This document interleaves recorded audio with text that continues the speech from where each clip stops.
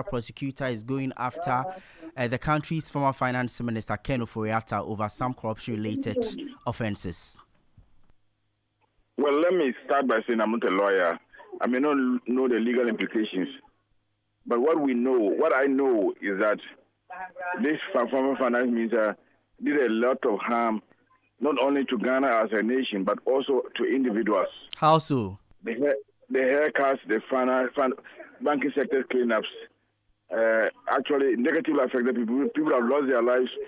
Pensioners have got their money locked up. They cannot use it for anything. And then when you hear that these monies were wrongly taken, it's very painful. So for me, I think the special prosecutor has moved in the right direction because it's taking too long.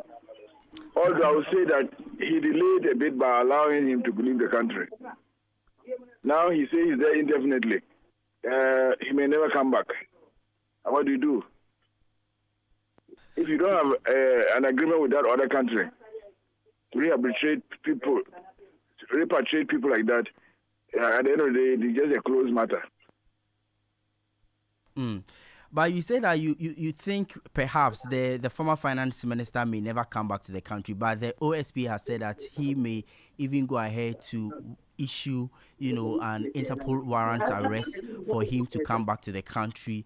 And you think that is not sufficient enough to ensure that we get to the bottom of this matter. But the issues you raise about what the finance minister has done, beyond that, there are other issues that the Office of the Special Prosecutor is going after the finance minister. Talk about the GRA SML due, the National Cathedral, the ambulance, and some other tax issues in the country.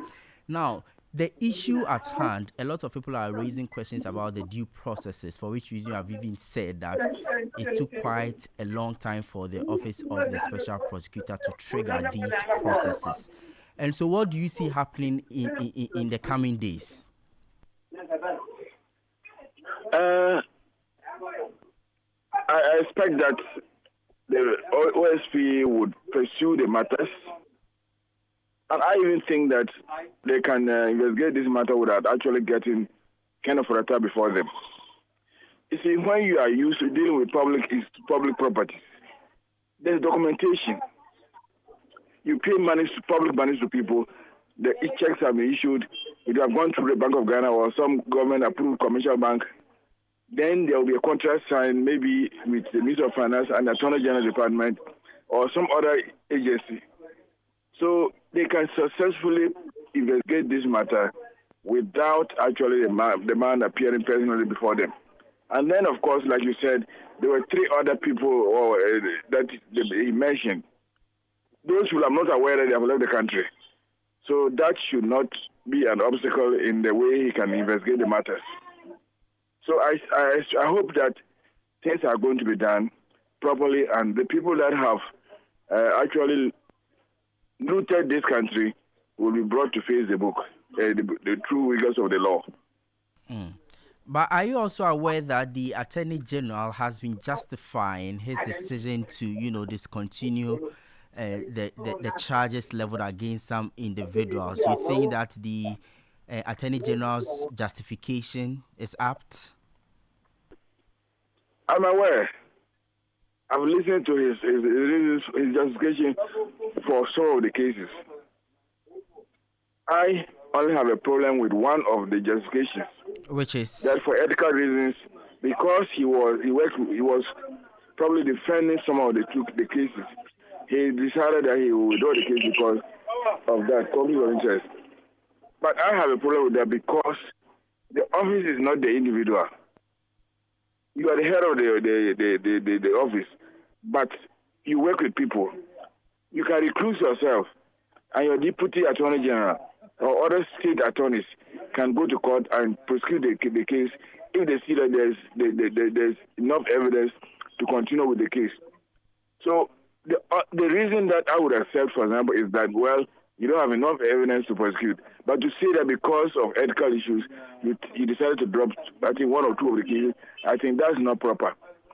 So I tell us that because you are defending those people, and now you're the attorney general, you just allow them to go free. even if the state has a serious case against them. But the other justifications, well, if you don't believe, if you don't have evidence to prosecute the other people, well, there's no point wasting your time to go through the course. Because you see, some of these cases have been in court for more than 6 years, 7 years. And even the people who them to court will have not been able to successfully prosecute them. So how can a new man come and successfully prosecute them? Besides, I believe as a new attorney general, he would have looked at the dockets and seen whether there was enough evidence to prosecute or not before deciding either to or not to prosecute.